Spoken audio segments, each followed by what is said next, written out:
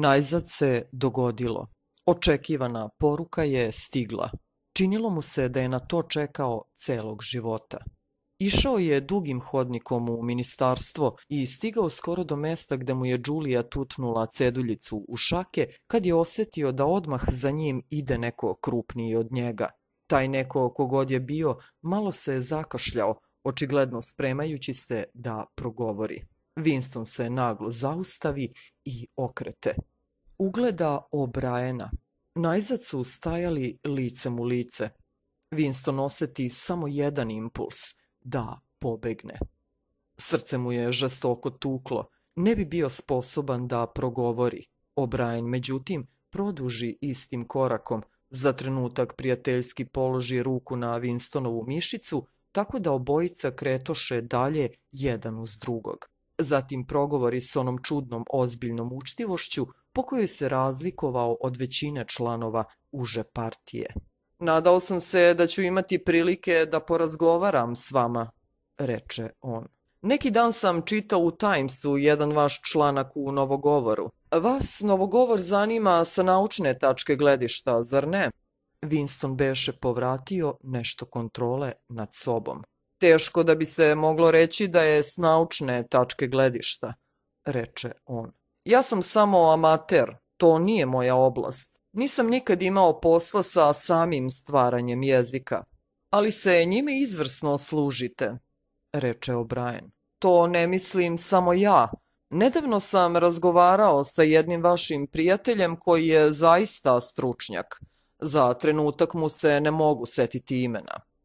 Winstonovo srce se opet bolno protrese. Taj o kome je bila reč nije mogao biti niko drugi do Sajm. Ali Sajm je bio ne samo mrtav, nego ukinut, ne lice. Pomenuti ga bilo bi smrtno opasno. O'Brienova primetba je očigledno trebalo da posluži kao signal, kao šifra. Učestvujući zajedno s njim u malom činu zlomisli, O'Brien je od Winstona načinio saučesnika. Oni produžiše korakom niz hodnik, ali O'Brien se na jednom zaustavi. Gestom koji je uvek obezoružavao i odavao prijateljstvo, on popravi naočari na nosu, zatim nastavi.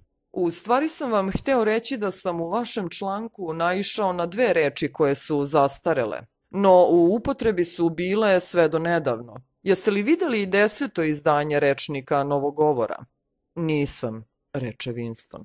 Mislio sam da još nije izašao. Mi se u dokumentaciji još uvek služimo 9. 10. izdanje se neće pojaviti još nekoliko meseci, ali razdeljeno je nekoliko signalnih primeraka. Jedan imam i ja. Možda bi vas interesovalo da pogledate. Veoma, reče Winston, shvativši s mesta kuda to vodi.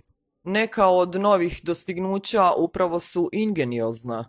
Smanjenje broja glagola, mislim da će vas to osobito zanimati. Kako ćemo? Da li da vam pošaljem po kuriru? Bojim se da ću zaboraviti. Za te stvari nemam pamćenje. Možda ako biste vi došli do mene da vam ga dam. Čekajte, daću vam moju adresu. Stajali su ispred telekrana.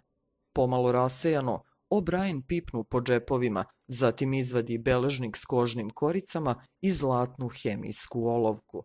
Odmah ispod telekrana, u položaju da svako ko posmatra s druge strane instrumenta može pročitati šta piše, on nažvrlja adresu, otkide list i dade ga Winstonu. Kod kuće sam obično uveče, reče on. Ako me ne bude, moj sluga će vam dati rečnik. Potom ode, ostavivši Winstona da drži listić papira, koji ovog puta nije trebalo kriti. On ipak pažljivo nauči adresu napamet i posle nekoliko sati ubaci papir u rupu za pamćenje, zajedno sa gomilom drugih papira. Njihov razgovor je potrajao najviše 2-3 minuta. Cela epizoda mogla je imati samo jedno značenje. Bila je smišljena da bi Winston saznao O'Brienovu adresu. To je bilo potrebno jer se ničija adresa nije mogla doznati drugčije, no direktnim pitanjem. Nisu postojali nikakvi imenici. Ono što mu je O'Brien u stvari rekao, značilo je: ako budeš poželeo da me vidiš, evo gde me možeš naći. Možda će čak u rečniku biti sakrivena kakva poruka. No u svakom slučaju jedno je bilo sigurno. Zavera o kojoj je sanjao odista postoji, a on je upravo dosegao njenu spoljnu ivicu. Znao je da će se pre ili posle odazvati O'Brienovom pozivu. Možda sutradan, možda posle dugog odlaganja, nije bio siguran.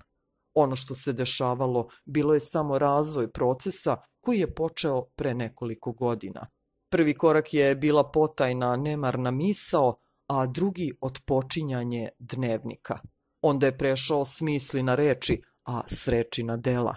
Poslednji korak je ono što će se desiti u podrumima Ministarstva ljubavi. On je to prihvatio. Kraj je bio sadržan u početku. Ali ipak je bilo strašno, ili tačnije slično prvom dahu smrti. Osjećao se kao da je u manjoj meri živ.